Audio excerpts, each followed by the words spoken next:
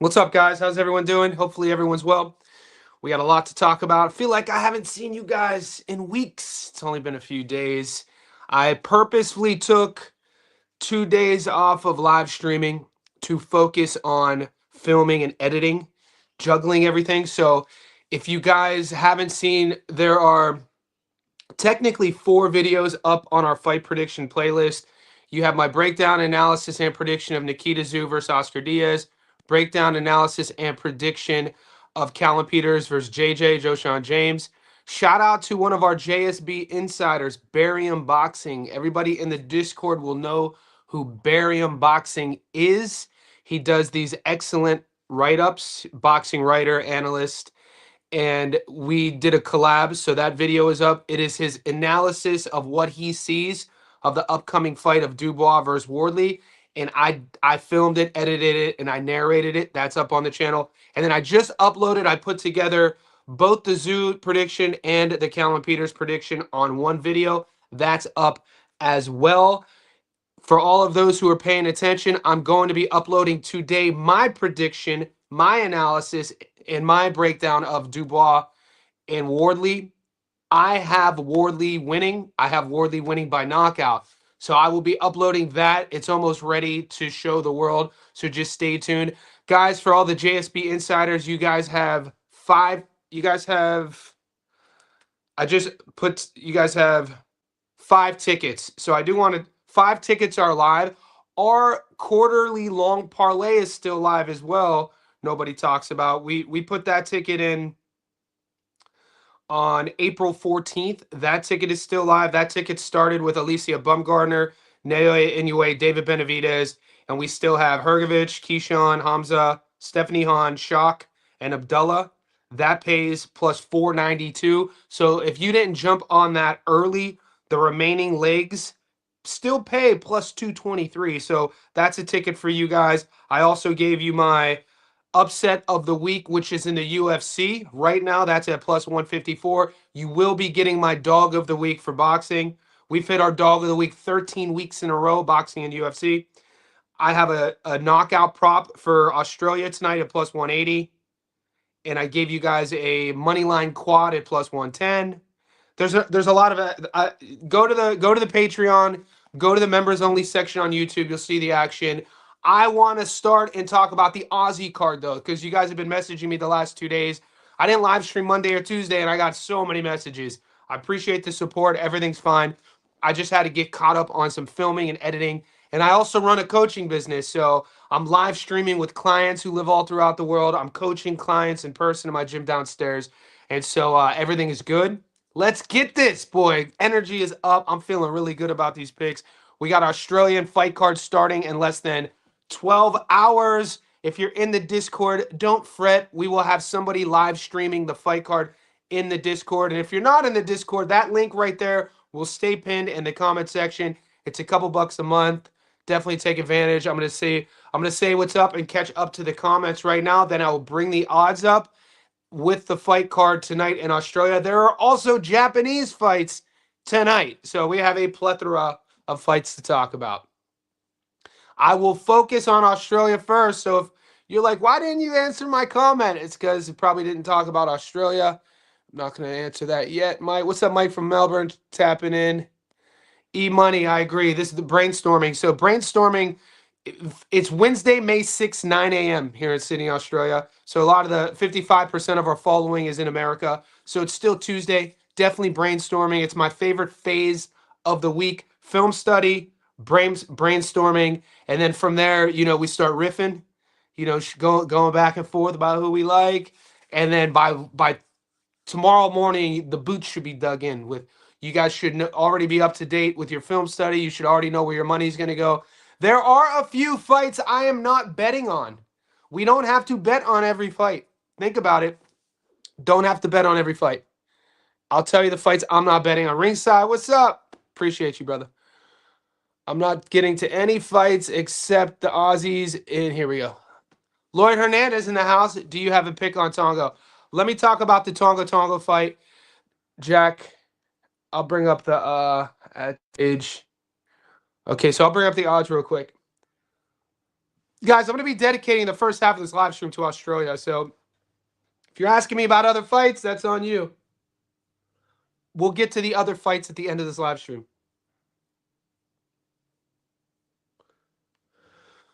All right.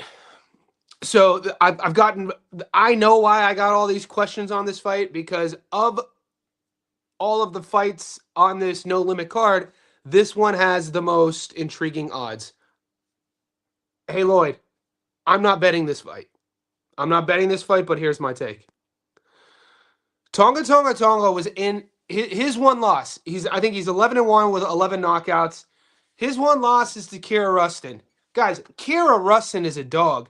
So I'm watching Gary from 3D Boxing's live stream, and he has a way. He must not have known. I watched his live stream 2 days ago, and he must not have known who he called Kira Rustin. I'm not even going to repeat what he said. He said it was pretty derogatory, and I won't repeat it. But obviously, the way he spoke about Kira Rustin, he doesn't know who he is. Kira Rustin is a dog. Kira Rustin could crack. He's aggressive. You got to understand whether you're an Australian domestic prospect or whether you're a British domestic prospect, wherever you are in the world, an American domestic prospect, wherever you are in the world, the Bahamas, Caribbean, fill in the blank, Japan, and you're undefeated, you are going to be fighting with a certain confidence. You are going to be fighting with a certain belief in your skill set. That's Kira Rustin. Tonga, that matchup, if you haven't seen that fight, that was a hell of a fight. That was a fire fight. I broke that fight down. If you want to see the Stats Don't Lie video of Kira Rustin versus Tonga, go to my fight production playlist. It would have been about 6 months ago. Tonga is tough as nails, man. He just happened to run into a guy of Kira Rustin who's better coached, better trained, a little bit more athletic, a little bit more power, a little bit more seasoned, just a little bit more better. And Kira stopped him in the 6th. But that was an exception in his career. He's had some interesting losses in his career. Whenever you have a long pro, a guy who's long in the tooth, who, and unfortunately for the Australian domestic scene, these guys, all of them have jobs. They're all doing other stuff to keep the lights on. And Quinlan, the knock on Quinlan in his career was always like, what Quinlan are we going to get? Which Quinlan is going to show up? I've watched this guy look amazing at times. And I've watched this guy look like, who the hell is that? Is that the same guy? And so when Quinlan beat Bowen, Quinlan was an 8-1 dog. And we just happened to see the version of Reynold Quinlan who was like, hold on, I'm getting in shape for this fight. They got me as an 8-1 dog. I'm about this Jack Bowen dude's not going to beat me. And Reynold Quinlan showed out, and I think that was 2022. It was during the pandemic. The pandemic in here in Australia was a long time. We were locked down for years. So I think it was 2022. Because I talked to some friends from America. They act like it was 1 year. We were on a 5-kilometer lockdown going into year 3 in my neighborhood. It was insane. Anyway, that's a whole different conversation. And so that's Jack Bowen's loss. I'm not betting on that fight.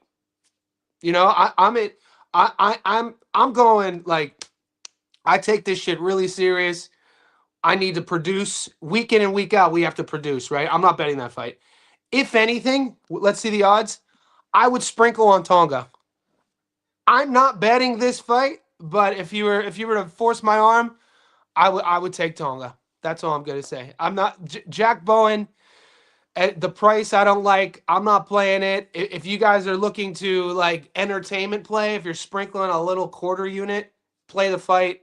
If you're trying to be perfect here, if you're thinking that you could just add Bowen at $1.63 to juice up a parlay as a good parlay piece and be comfortable with that, I would be hesitant.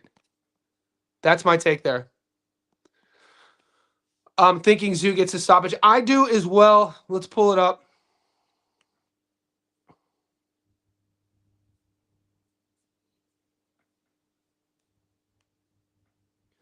Okay, so, in my breakdown, I spoke about this.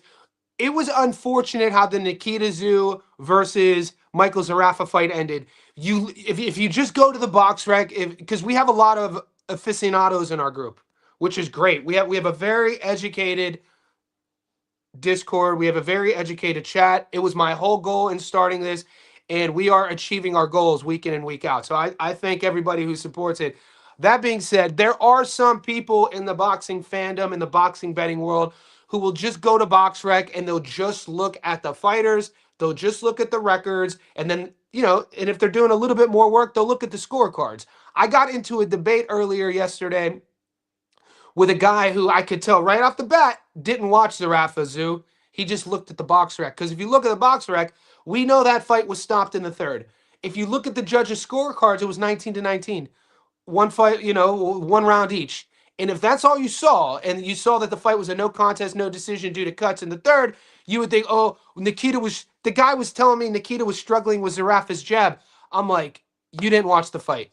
You didn't see where that fight was trending. You didn't watch round two. You didn't feel the energy of the crowd. That fight was going to get stopped. Nikita was pouring it on. Nikita was figuring him out. He was being a little bit patient, and it's boxing. How many of your favorite fighters historically give rounds away? Round one, Floyd was notorious for giving rounds one, round two away, waiting to see what he had what he was dealing with, and then he would turn it on. The best fighters generally will do that depending on the matchup. So I talked to a guy yesterday who was using the 19-19 scorecard against Rafa on why Tszyu would struggle with Oscar Diaz. Oscar Diaz has one of these inflated European records, one of these inflated Spanish records. We see this with French fighters. And so 16-0, 6 knockouts, doesn't do anything really, really well. He's going to come in with machismo. He's going to come in with how any undefeated fighter should. I think he's 25 years old. Hasn't fought anybody, nobody on that resume that you've ever heard of. Nikita Tszyu at 28 years old now. He's had a couple surgeries. He's a big boy. I watched the weigh-ins. It looked like he cut a lot of weight. I saw him today on his Instagram. Looks like he's rehydrated really well. Southpaw, he uses his lead hand to set up that lead hook. He punches well with both hands. He has a good uppercut. Super aggressive, really good athlete. The thing about Nikita Tszyu, if you've watched his entire career, you've watched him add levels, but more importantly, he's brave. These are guys we like to watch. These are guys that grow fan bases. These are guys that have loyalist fans. Whenever we see a fighter who's brave, we've seen him get dropped before. We've seen him. The kid fought tooth and nail with Ben Horn. That's not but this was early Nikita. This was like Nikita in his first, I think, 5 pro fights. He learned a lot from it. I like to see a young kid, and whenever your last name is Tszyu, Nikita was fighting on pay-per-view cards in his 3rd pro fight. If his name was Nikita Smith, no, that would have never happened. But if his name was Nikita Smith and how he's evolved into what he's evolving into, in Australia, you'd have to say that he'd be fighting main events. Like he's good, man. People are sleeping on him. Internationally, now how will he operate when they take him overseas? Who knows? Enjoy the future suggestions of how a guy will operate when they step him up. That's all, enjoy what you have in front of you.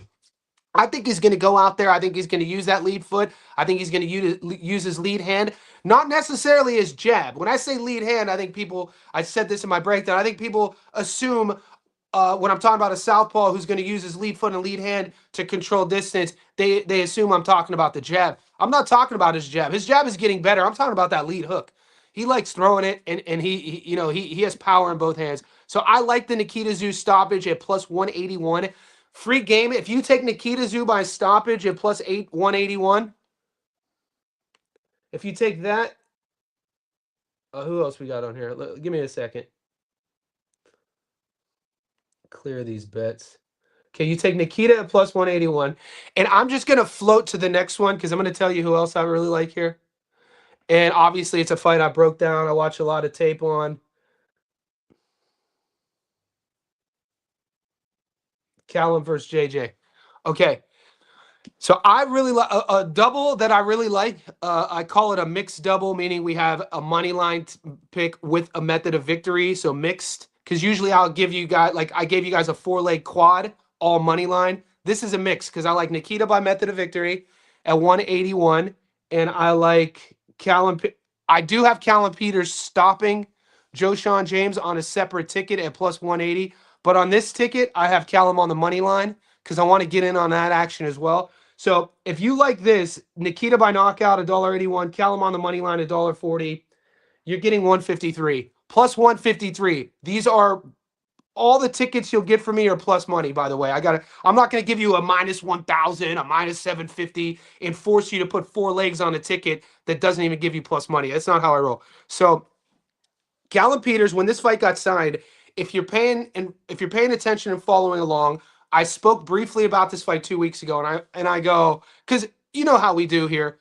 We stay laser focused on the fights that are in front of us, but we always got our little eye, our peripheral on what's ahead, right? So 2 weeks ago, I was like, oh, Callum Peters is fighting Joshawn James. I like the way they're moving, Callum. That's a step up fight.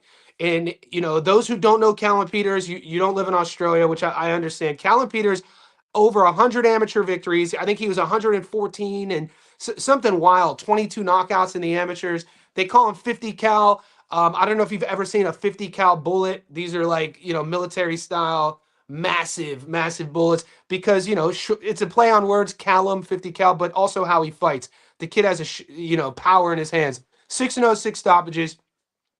The same confidence that Kira Rustin has in terms of like that sort of everything I talked about earlier. When you have a young prospect / contender who could punch, who's undefeated, they fight with a certain freedom. They fight with a certain belief. They always feel the fight is one punch away from ending. This is Callum Peters. Now, 2 weeks ago, I was like, damn, Joshawn, I gotta wait to see these odds. And when they came out, I was initially like, man, is this too much too soon for Callum Peters? Only instinctively because of watching Joshawn James fight Stevens, Joshawn James fighting Lester Martinez, Joshawn James in his last fight. We streamed it. He was fighting on Pro Box. And then I was doing a little bit deeper dive in Joshawn James. He's I think 11-1 with one draw. He gets stopped. He gets stopped against Lester Martinez. He gets hurt with a jab against Lester Martinez, then got stopped in the fourth. He's fighting an unknown Dominican in his last fight, a fight in which he was a favorite. There was that double knockdown that I played in my breakdown, and he ended up winning a majority decision. And the more I think about it, the more I broke tape down. Callum Peters, the thing about Joshawn James, which I feel is going to get him stopped, is how brave he is.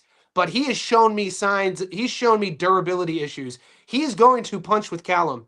He's going to punch with Callum. And he's not the most explosive puncher. He's a brave puncher. He has power. He's going to stand there with you. I think they brought and don't ever sleep on the toll and the tax that 15-hour flight. I don't know where Joshawn lives. I think he might live in Sacramento, Northern California. I've taken the Sydney to LAX, LAX to Sydney straight shot, 15-hour flight over 50 times in my life, considering I've been living in Sydney since 2013. I go visit my family in Ohio all the time. So that's Sydney to LAX, 15 straight hours, and then LAX to Cleveland, another 5 hours. So that's 20. I know what that flight's horrible. It was good to see Joshawn James get here a few days ago. I wasn't sure if he was going to be here for media day, fight week, but he was, and he looked decent. I think Callum Peters.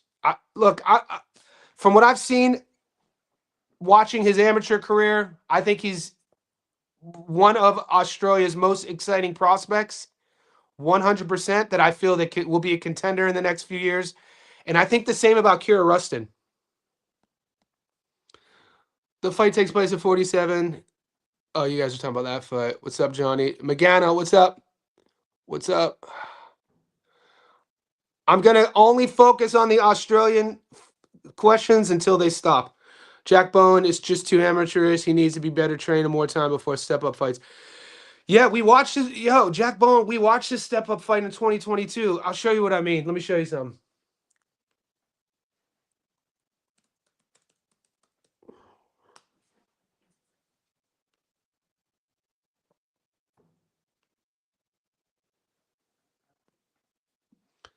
So Jack's 12-1 with 9 knockouts. Looks good, right? 12-1 with 9 knockouts, 29 years old.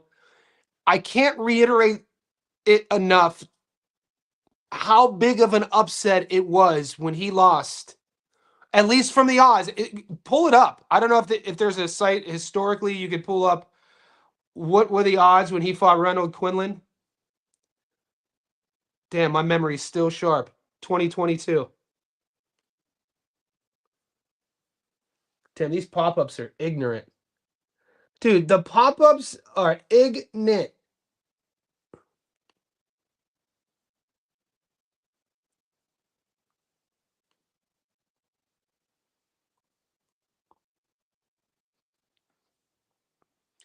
In a six rounder, he gets stopped. And look at the time Jack was 7-0. Reynold Quinlan had 25 pro fights. He was already he was already at the end of his career, Quinlan. This fight propelled Quinlan into bigger fights in which, he didn't show up.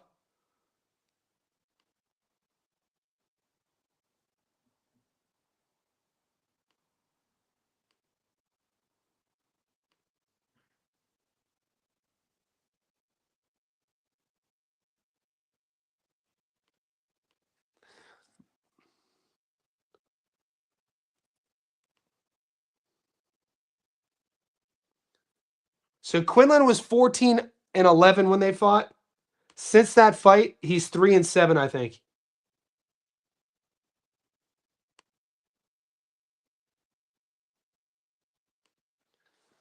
Bro, BoxRec drives me freaking insane.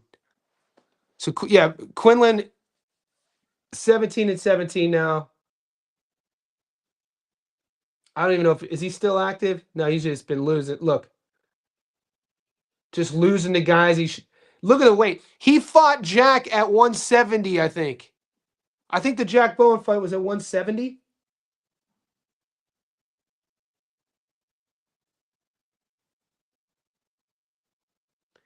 He weighed 171 when he fought Jack Bowen, right? The fight before that, he weighed 192, 188. And then look, 180, 182, 174, 192, 214, 200, 215. It just goes to show you that when he was like, screw this, I'm tired of making weight. I'm not fucking. I'm a grown ass man. I ain't making weight. But the results showed, and that's an example of the class it takes and how difficult the sport of boxing is for you to make a successful career. You have to stay in shape. You have to dedicate yourself. You can't be fluctuating from 170 to 200. And Bowen just ran into a Reynold Quinlan who was super motivated for that fight, had a chip on his shoulder. It was a 6-rounder. Reynolds was a plus 800, plus 700, and Bowen was up on the cards too, and he gets stomped. So that you got to think about that. Don't forget about that. You guys aren't getting the Callan Peters fight. Interesting.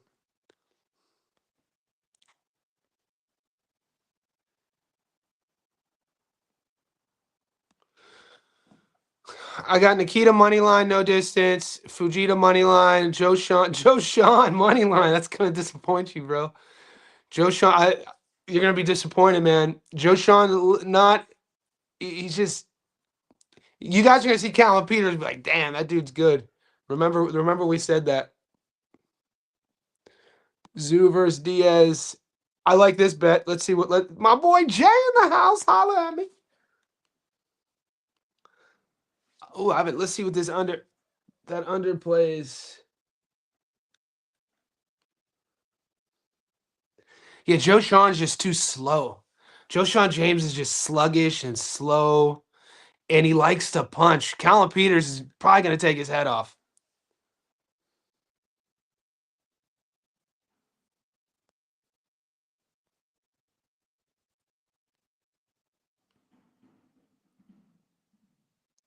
Guys, wherever you are in the world, 25 minutes in, we got 50 people in here. We were peaking at 60.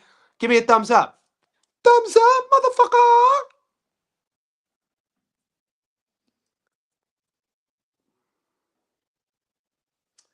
I'm not getting that bet.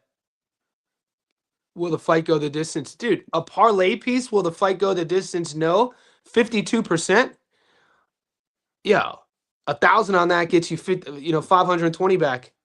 I like you guys in America get the books you use, man. I'm kind of envious sometimes on your round betting. Like getting a under 4.5, we don't even get those options. I don't mind 52% return on that fight not going the distance. So you pair you could go fight not to go I might do something sneaky. I might play. I haven't posted any action on the Japanese card, but I think I like Nakano and Fujita in that Japanese card. Desert Eagle Peter. The DE. DE. Desert Eagle Peter. His name's Callum, though.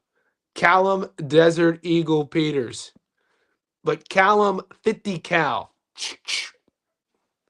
I was at the fights this weekend. Shout out to a JSB insider, Kane McInerney, Sugar Cane. He headlined a card Friday in Paddington. We were at that fight. He got the decision victory. 20-year-old kid fighting a 27-year-old. Looked great. Shout out to JSB insiders. We up. At the venue, though,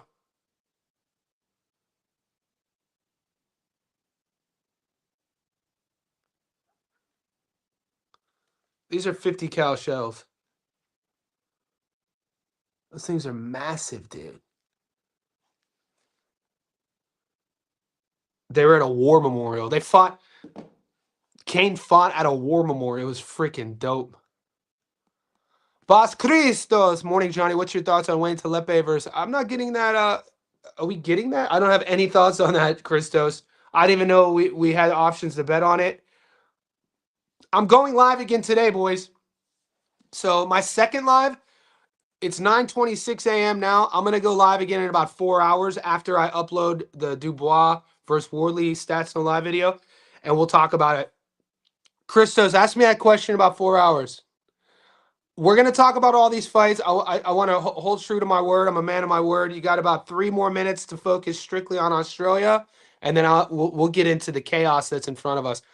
Top Dog in the house. Top Dog Toya. Top Dog Toya last week said the most logical comment in our Discord. She goes, you know what? I'm going to take this week off of betting. Or maybe you said that this week. I was like, logic.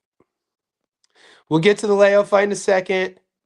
Your dog of the week, UFC, Hammer Hands. I like J-Rod. I win money on J-Rod. It's all good. Leo, it's fun. Everyone's all right. I think we passed Australia. Rando Light. Yo, what's the word? Australia, if you get action, I have a couple different plays I'm doing. Let me show you something real quick.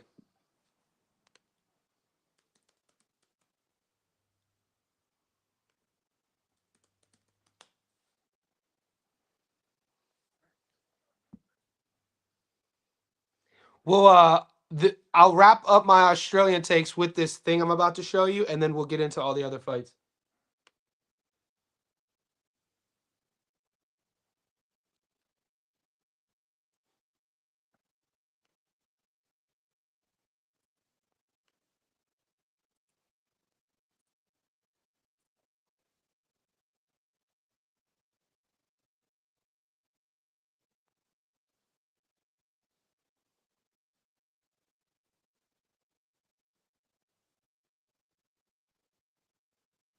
All right. So if you guys aren't in our Discord, this is what our Discord looks like. We're just reaching 500 VIPs.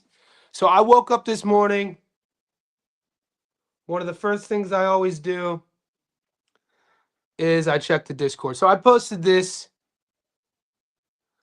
at 7:32 a.m. These are just my takes. If you guys are getting these plays, Australian card. Kiera Rustin dominates. Brandon Gratch dominates. Mundine dominates. That's Chalk's son. He's fighting G-Banger. G-Banger is going to get destroyed. Dryden wins. I'm not betting on the Dryden fight, though. Dryden hasn't fought in 7 years. And Ione is known for coming out like an executioner in the first round. So the odds on the Dryden Hunter Ione fight are as close as they are. Dryden hasn't fought in 7 years, and he's going up against a guy. Yeah, I think Hunter's 10-13. But Hunter, he's always no limit will put a guy on every single card, even if they're 10-13, based on entertainment. And I think all boxing promoters should do that. That's why it's one of the things I do like about No Limit. Hunter Ione will make every fight look close until he has about a good 3 minutes in him. And he'll sprint out on you and make it look real 50-50. He'll go against high level guys and it'll look 50-50. But then that gas tank is something, that gas tank will disappear. So I'm not betting on Dryden versus Hunter, but I think Dryden should win. All you bettors who are taking that fight, remember Dryden hasn't fought in 7 years. I talked about the Jack Bowen versus Tongo fight. I'm not betting that. Nikita wins, Callum wins. Those are my views. Okay? This is what our Discord looks like. Let's see what the boys are talking. Skeezy, 50 cal rocking that Navarrete physique. Well, 50 cal is still dude, that physique right there will make Navarrete look like a fitness model. Navarrete wishes he looked like that. The thing is, 50 cal's still young, man. 23, he still has like baby fat. Never been like you're never gonna see him ripped. So he carries around a little bit extra weight. Conditioning. That boy looks confident though. All right, let's pull those odds back up. That Navarrete build, you crazy. Navarrete would give anything to be built like that. We love Navarrete for that though. Savage. Joe Sean money line, but no distance on. I like it. All right. Yeah, look, value. Joe Sean has a puncher's chance. He does. I don't like the way he got dropped against I think his name was Hernandez, the Dominican he just fought. I don't like how he went tooth and nail with him. I got to be honest with you. Yonler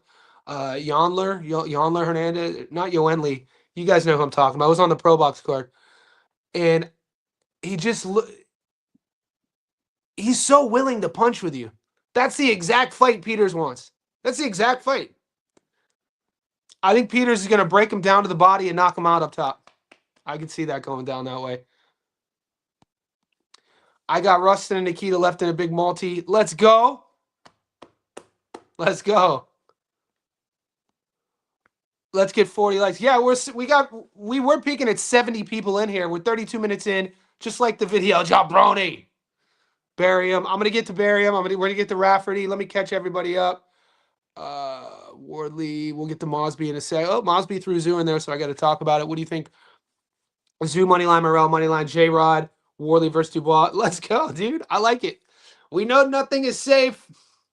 The last thing we want to see is Wardley versus Dubois end in a decision. I'm sure there'll be sharp money. I'm not playing it. I like Wardley to stop him. But we'll get there in a second. We'll get there in a second.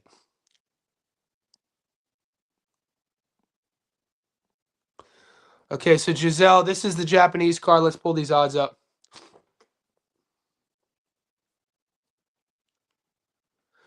There are two fights that I like on the money line in Japan tonight. If you parlay them, I think you get a 75% return. Yeah, I think Fujita's going to handle business. I think Nakano is going to handle business. Yeah, 75% return. So maybe you want to add those to other parlays. It's not really. I like keeping things organized. If you want a 75% return, I think those two favorites in Japan win. Nakano, he fought. We watched him fight Reese, didn't we?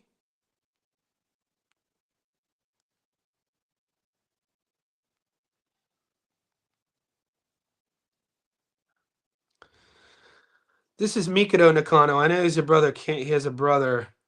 Yeah, he's coming off a decision loss to Reese. That's his last fight. The scorecards were all over the place. That was in November. So he's coming off a loss, and he's fighting Delamy, 21-3, 12 knockouts. They say Delami's 32 years old. Shit. He's lost to Jazz. Been in there with some good guys. It's a good fight. I gotta lean the two favorites here though. So that's my take on Japan. Can I use the donkey tomorrow? Yes.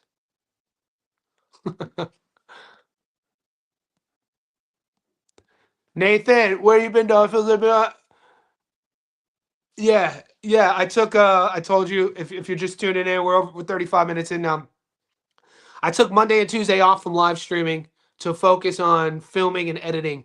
Like you guys have 4 videos up. One 11-minute video, it takes a lot out of me. Those Stats Don't Lie videos, I love doing them. They're my favorite because I get to be creative. But they take a lot out. They're tiresome. And I run a coaching business, so I train. So I just need after this past weekend, we had 4 straight days of boxing. I was up late. I wasn't sleeping well Guys, your mental health should be your number one focus. Mental health, no matter where you are in the world, no matter what you do for a living, mental health should be your number one focus. How we keep our mental health optimized is physical health and recovery. So for me, I was run down after last weekend. 4 straight days of chaos, amazing fights, ups and downs, the emotional roller coaster of betting on boxing. And Monday morning, I was like, you know what? I was like, I'm not going to live stream for 2 days. I'm going to refill my cup. You know what I'm saying? I used to know this old timer. He was kind of a mentor of mine, and he would work on bonsai trees. Shout out to Maxie. He was a professor at a local university here, and he had a 300. Have you ever seen what a 300-year-old bonsai tree looks like? He had a 300-year-old bonsai tree. It was like this big, and once every 6 months he would take it to his master, his Tai Chi master, and they would trim it. And he would always talk to me about it's important to give things away as a coach, as a teacher, whatever you're into, helping people, but you can only give so much away until you have to refill your cup up first. He'd always say, make sure you fill your cup up too. So that's what me taking some time off is just me filling my cup up. I'm ready to rock now, baby. All right, we're here now. Barry unboxing. Plus 200 on Esteban. Let's pull it up.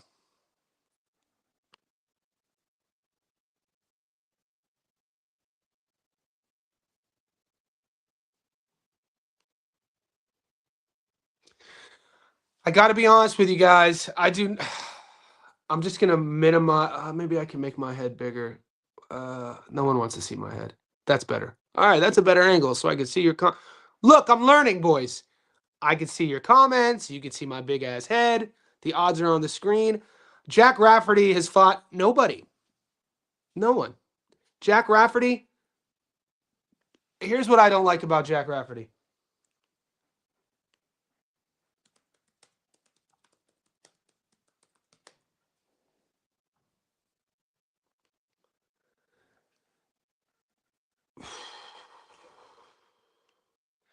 The tape on Jack Rafferty, man, it's not convincing.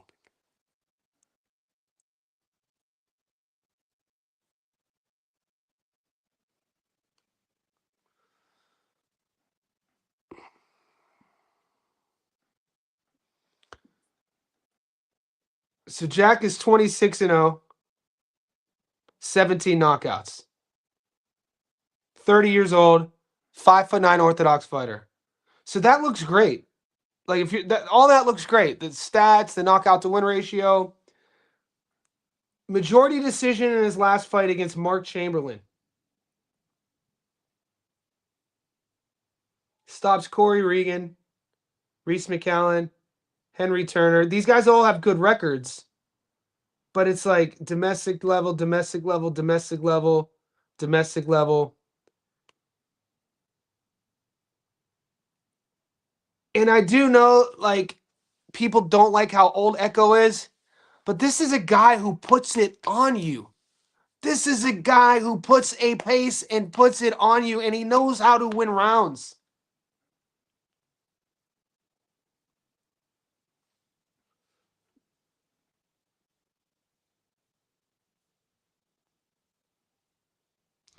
The thing is, he is coming off a stoppage loss against Jack, a fight in which he was competitive until he wasn't. And Jack, you gotta tip your hat to Jack. I've been winning, I bet on Jack a lot. I liked Jack's methodical southpaw style before he went to see Bozy. And Bozy, people either love or hate Bozy. The Stephen Fulton haters will talk about how Bozy the only fighter in his camp who wins is Boots. But then again, it's like, all right, Big Baby Miller just got a dub. Jack fights out of Bozy's camp now. You got other guys. It's not just Boots. The one thing Bozy is good at is teaching people how to punch, right? And so Echo was a victim of Jack Catterall 2.0. You know what I'm saying? It's a tough fight to bet. I think Echo surprised a lot of people with his, he beat Josh Taylor, which I thought it was a close fight. and the Josh was at home, and maybe it was one of those things that sometimes the boxing world pushes fighters, forces them to retire. You know what I'm saying? We saw this recently. We've seen it in the UK a couple different times. We saw it with, I felt, Josh in Scotland versus Echo. They're like, all right, buddy. And then we just saw it again with horrible fight. It doesn't matter. I don't know if I'm betting on this fight. I don't know if I'm betting on this fight. I don't think Jack Rafferty's a lock. I don't.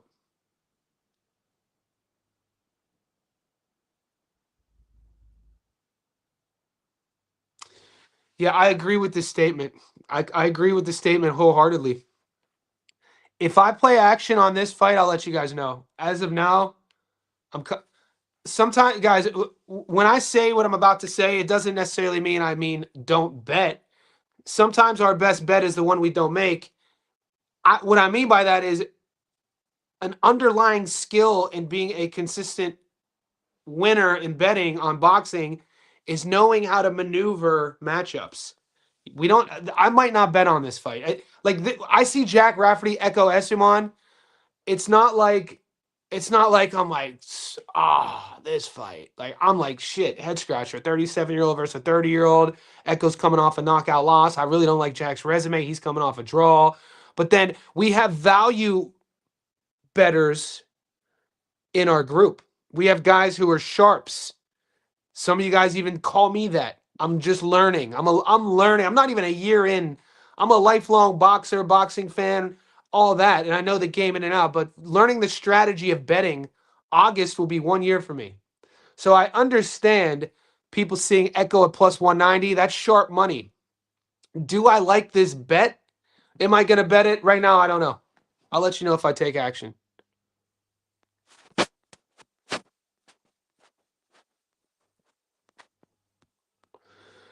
You know what's up? Boxing is life. Reset. Come back. Yeah, I had to do it. Did you? I've released after this live stream. You'll see 4 edited videos. Come out swinging. Yeah, needed that refill, boy. All right, I like Ray. I do like Ray money line. I do have action. I like. Here's a double. I like is Ray money line. Wardley money line.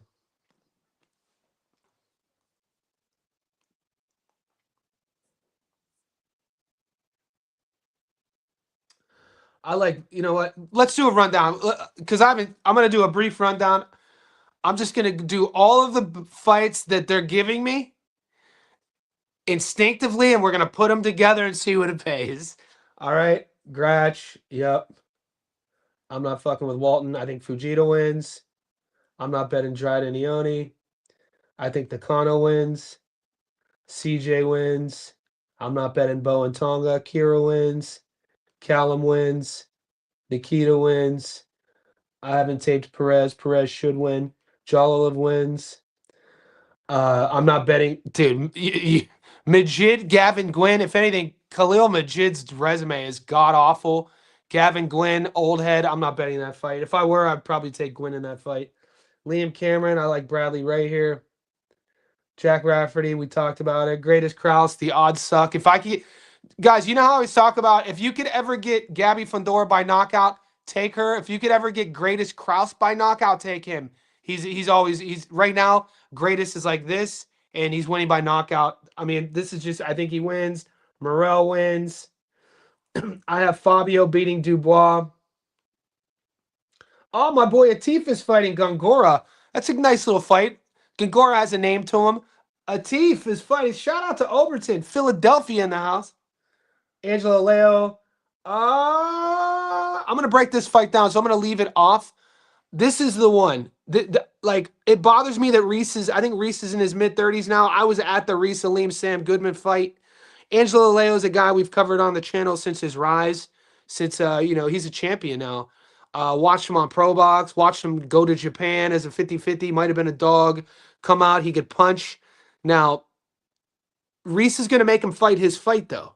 We're going to see if Angelo could cut the ring off. We're going to see if Angelo, how his hand speed is going to be against Reese Aleem. We're going to see how weathered, how much tread in the tires Reese Aleem has. So that's a fun fight to break down. I'm not going to put him on this ticket. Katsarakis versus Rodriguez. It's another one.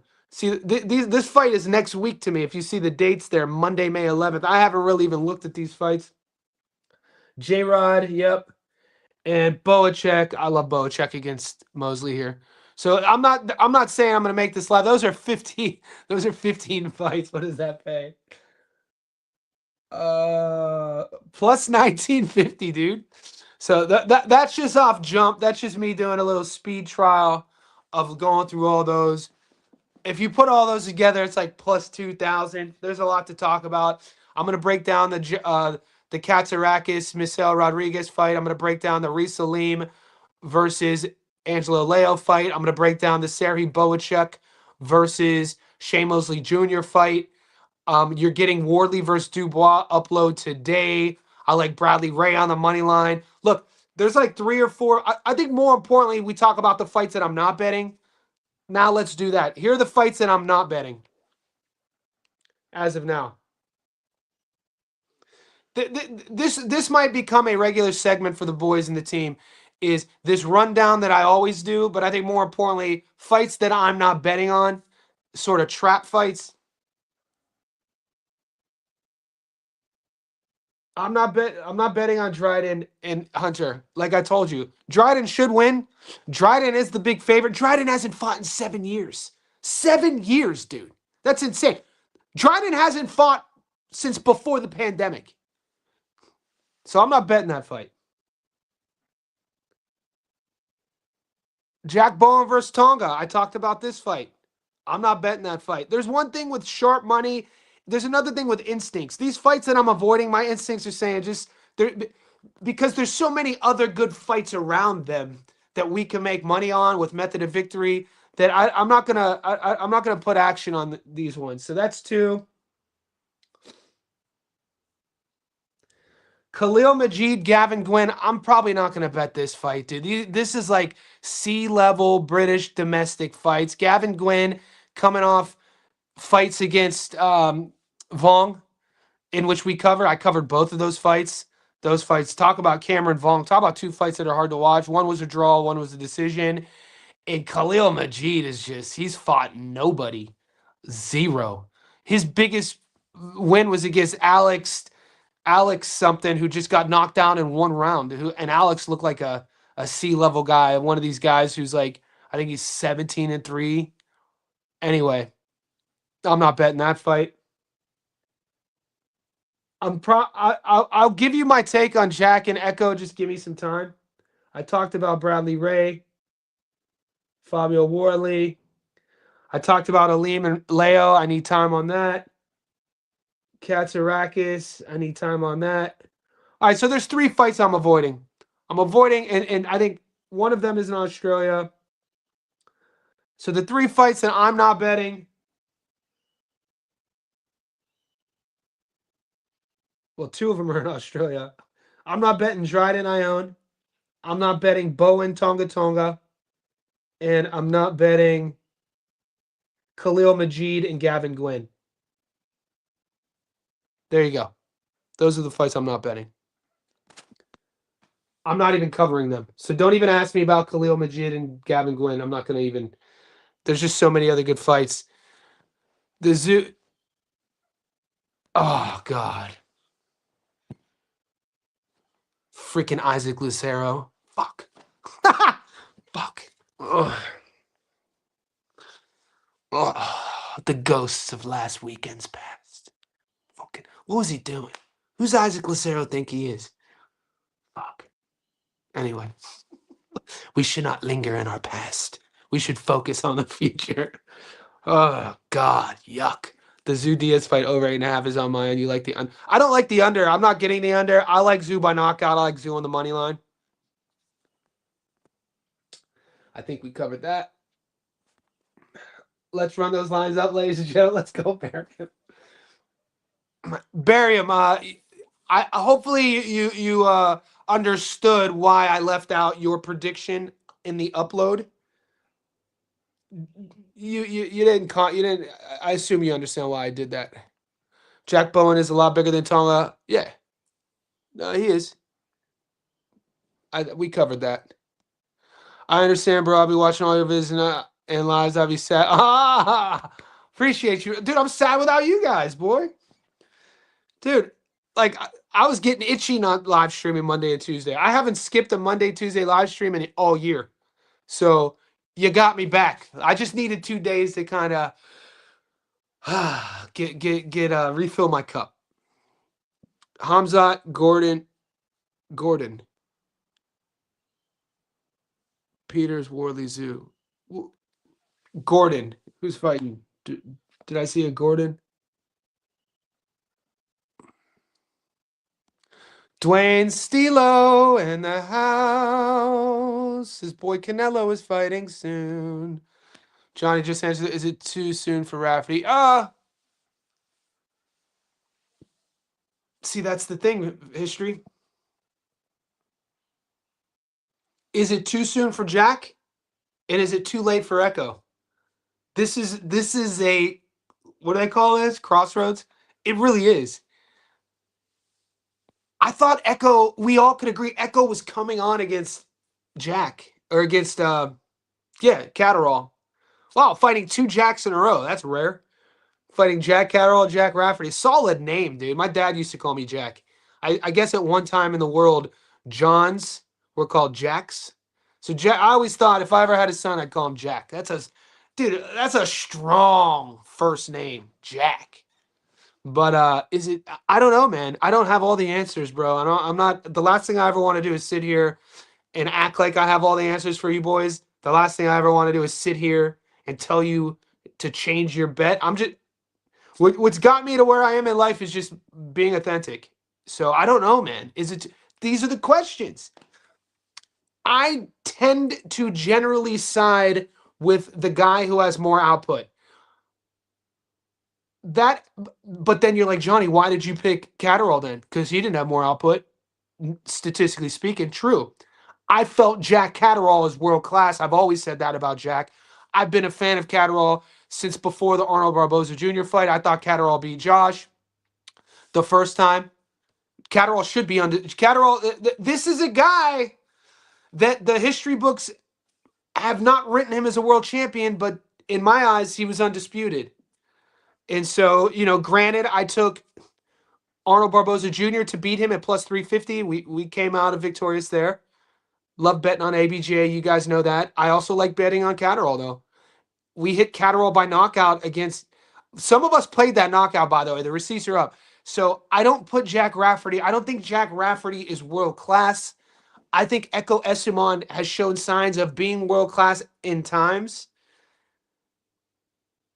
If Echo's volume and pace hasn't waned at all, I think he's going to win more rounds. That stoppage versus Jack was controversial. He was hit by an elbow in that round. Then as the ref was trying to call him, it was. No. And then, but falling out the ring was wild work, though.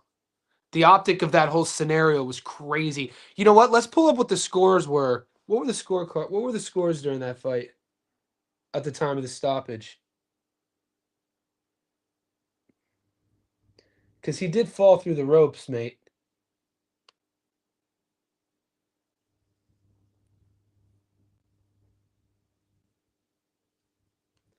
So these were the scores of Esumon and Jack at the time of the stoppage. The fans had it 93-96 Catterall. Close. And Esumon had a 10-8 round in the fourth because he got dropped in the fourth as well. But then, you guys remember when he got dropped in the fourth, he kind of came back in that round. And look, look at this. Look how it switched. Esumon, the fans had Esumon winning the 7th, 8th, 9th, 10th. He was coming on, guys. He was coming on, boy. We was sweating.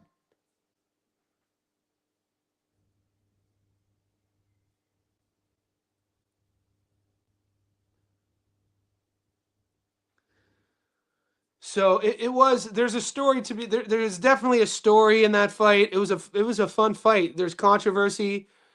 It's boxing, Are we talking about elbows? Did anybody talk about the Benavidez elbow? I used to do technique videos, boxing technical videos, because I'm a coach. And this would have been years ago. I did this video of how Teddy Atlas, my bad, how Freddie Roach drills his hooks on the heavy bag. This would have been 7 years ago. So Teddy, we would do a drill from the orthodox position on the heavy bag, working our lead hooks, landing the lead hook here in the pocket and turning it over. And the drill would be when you're on, when you're on the bag, before you throw the punch, elbow up, elbow up. This is before you throw the punch. And so the elbow keeps the punch tight, right? Because in the pocket, when you're punching with a puncher, and if you're a puncher, the last thing you ever want to do is be loopy with your hooks, especially in range, right? You want to keep them tight.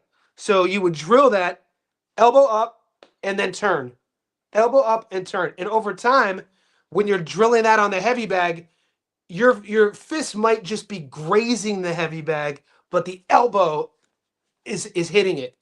And it's dirty boxing. It's a technique that's been drilled and coached and taught forever.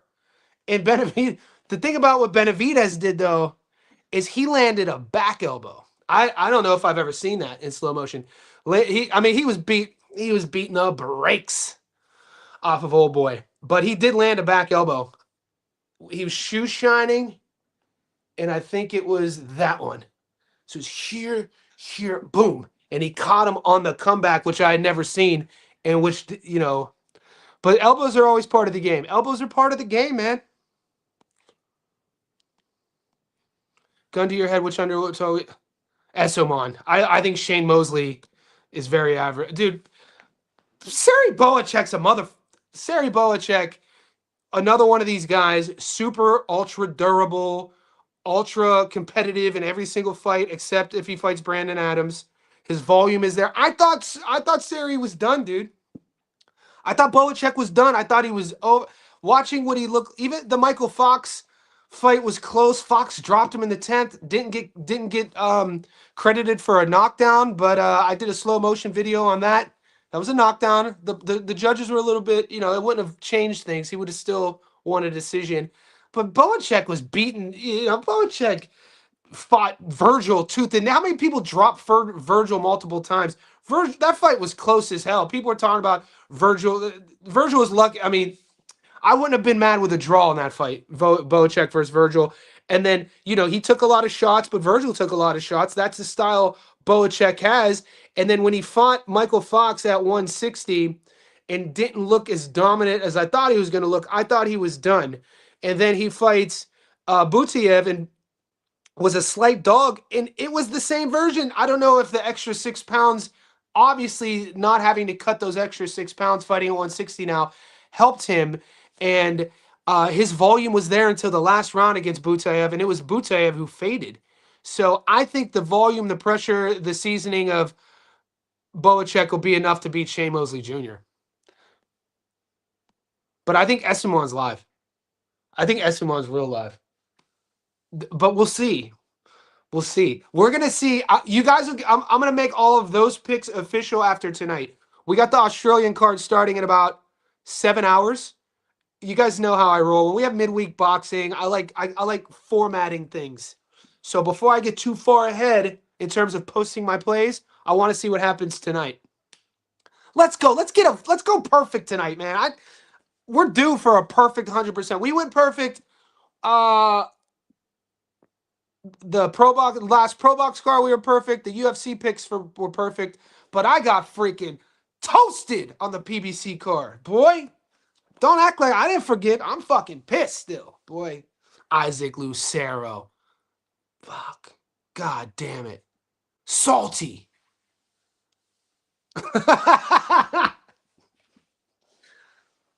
Salty. Resendez getting the brakes beat off of him. I flip-flop, boys. I'm sorry. I owe you an apology. I'm sorry. I got talked out of my Munguia pick. I tried. That hasn't happened in almost 6 months. Me getting I'm not getting I told you 7 months ago when I got talked out of Seb Fondora against Tszyu because I was high on Seb, and then I got talked out of Seb, and loyalty took over, and then I flip-flopped to Tim. I said that would never happen again. Well, it happened again because there's receipts. If you watch my first 3 live streams last week, I was all in on Munguia. And then I got talked out of it, but that's my fault. I got to stand on business, stand on 10. I'm usually really, really, really solid on that. But yeah, I'm still pissed about last week, and don't get it twisted, boys. I'm salty. Dude, Munguia just looked massive. His hand speed. Where's he? If that's the version now of 29 of Munguia, he's a freaking monster. I always thought he was good. I always liked Jaime. And dude, what was I watching? Why did Resendez look big against Plant and small against Jaime? Because on paper, isn't Plant listed at 6'1"? I don't. Anyway, fucking Isaac Lucero fighting like, what is he doing, dude? He was a plus 500, plus 600. Mosby, Esumani's Motra. History fault. We up. Are we agreeing? High interest, baby. Okay. Bradley Ray, Liam Cameron. Liam Cameron is a guy who most notably had his career-defining performance in a draw. The first fight against Ben Whitaker, but used it to get signed, got a deal. We know about overcoming drug issues and lifestyle issues. We know his story. This is boxing, though, guys. Our sport is filled with these stories. It's why it's the greatest sport on earth, because of redemption, not only within the fight, seeing guys that we cheer for who get knocked down, who pick themselves off the canvas and then win, a la Chico Corrales. These guys become legends in our sport, but also outside of the ring. Guys who are able to overcome their demons and pick themselves up and use it to propel themselves. And Liam Cameron, he's gained a following because of this. But then, in the rematch against Ben switches camps. Shout out to Ben, goes to Coach Andy Lee. The game plan was on point. The strategy was on point. And Ben Whitaker was always more talented, more skilled everywhere. He should dominate Liam Cameron 10 out of 10 times. So it just goes to show you the benefit of having a great game plan, a great coach in your corner, what Ben Whitaker 2 looked like against Cameron. Now, Bradley Ray is a guy that I've won money on. I've won money on him front running, and I've won money on him fading. So I picked Lyndon Arthur last time, plus 250, we up, which got dicey. There were times where it got dicey on Lyndon's side, but Lyndon, I think people underestimate the shotgun jab. Like, that shit's a lost art, boy. Being comfortable enough, backing up on the ropes. That boy. And, Bradley Ray is susceptible. Head all stiff. Fights on a straight line. Eyes get big when he wants to throw hooks. Bradley Ray is by no means a perfect fighter. This dude sees a punch he wants. He goes like this. And it's like, bro, you're telling Bradley Ray is horrible at poker. You know what I'm saying? He tells everybody what he wants to do. I just think that this is a great matchup. This is a great matchup for Bradley Ray to get back on track. Whatever his goals are domestically, to contend domestically in England. And I just think that Liam Cameron kind of hit lightning in a bottle with a draw. And I think that's how I look at that. I like Ray on the money line. Yeah, Alex Murphy. Yes. Oh, Gordon to beat Miller. Yeah, Miller. Shout out to Jim Miller, A10 in the house. A10's been in the game since Nam.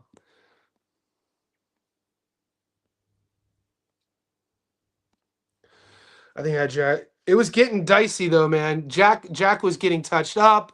Echo was turning it on. Jack was getting way too comfortable, getting pushed back.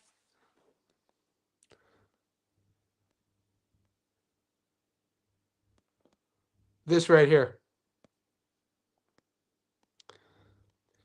Well, the fights are in Newcastle. So Newcastle is about 2 hours from me.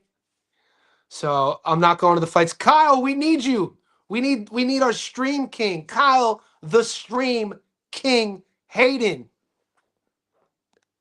You think Shane can outbox him? I don't see Shane. I don't think Shane's going to handle that volume, though. Shane wants to keep it nice and clean. Shane wants to control things at his tempo. Boacek doesn't have any of that. Shane doesn't have. I don't think Shane has the power or snap on his punches to make. Dude, Virgil couldn't make Boacek back up. Boacek just walks onto everything. He's like a Terminator in there. That volume. I never put Shane Jr. as the at world class level, and I feel that volume and pressure, unless come fight night, Boacek just looks like he's done. I thought that was going to be the case against Butiev. I took Butiev in that fight, full disclosure. It's not like I'm a Boacek fanboy. And I took Virgil to beat Boacek, but Virgil, dude, and rewatch it. That fight was close. I just watched Gary talk about Gary has some wild. You could tell when Gary favors his fighters. He's a Texas guy. I get it. Virgil's a Texas guy. But that fight was close. That fight, dude, you get 2 10-8s. You get knocked down twice, bro. What are we talking about? Virgil's one of my favorite fighters as well. Damn, we were spoiled getting Virgil versus Boacek a couple years ago, weren't we? Dude, hopefully people realize how fun of a fight that was. Can we get this full fight? No, man, what are we doing? Echo is the final leg on some parlays for me. If he wins, I'm guaranteed a good Saturday. Bury him, you're gonna get it, brother. I'm following you on it. Sometimes we gotta play a little bit of momentum here.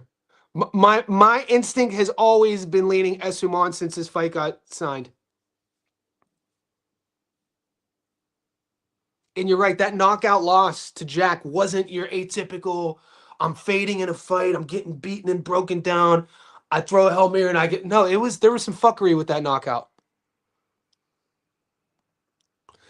So my book, and I spoke about this multiple times. Oh, I got to cut this off. We're already over. We're an hour and 10 minutes. 65 of you guys in here. Let's get 10 more likes. Come on. 10 more likes for the boys. The reason why I don't live bet SPTV, I have for my Discord. We have it's not just me in there. Our Discord is filled with, we have guys who will wait till the fights to bet. I can't do that because my book, Sportsbet in Australia, I don't have the function. I guess some of your books in America or wherever you live in the world, you could be watching a fight and just hit a button on your app and you could put money action and live bet. They make us call. I got to call a number and talk to a human. I don't do all that. I don't be playing all these I ain't calling no little human. It's like I already got action on it. I'm not calling you. Anyway, it's weird. I would definitely live bet if I was able to just slide a button. Oh, bro, Kyle. I use your quote for a reason. Sometimes the best bets are the ones we don't make. A bro clock is right. Yes, Fresh VX. You're a wise man, brother. Yeah, the bro clock is right twice a day. Good, Andre. At least somebody's up. Anyone that's streaming up. Yeah. Way too expensive. Kyle Hayden. Kyle Hayden is the stream king. Shout out to Kyle. Dude, the boys will be streaming in the Discord. I've never once tuned into the Discord and they weren't streaming. I felt like Tito was live, bro. You taught me out of it, but I said nice power switch. Looks hurt. Oh, did I talk? Oh, that fight too. Fucking hell. Jorge Chavez. Damn, he was outclassed. I had Jorge on one ticket. I had him on I took Jorge at plus money. So in my head, I was getting Jorge Chavez as an underdog. I got him at plus 110, and I got starched because Tito. The tape I watched on Tito looked like a Robert Garcia trained fighter in that fight. Man, I had never seen him commit to the body that much. I've seen him body punch, but I would have never called him a body snatcher. He was a body snatcher. He fought freaking well. I got some good. Same. I hit all my UFC picks last week. Kyle, we need you, bro. Kyle, we need you. Joe Stunner picked Daniel. Stop Fabio. I found that. Yeah, Joe Stunner. My guy.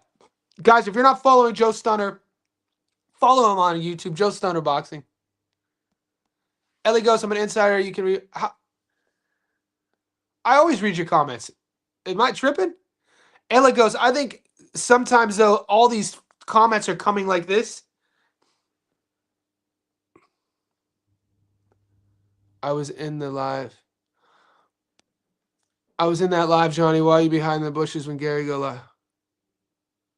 I was in the live. Oh, I don't catch them live. I watched his live after.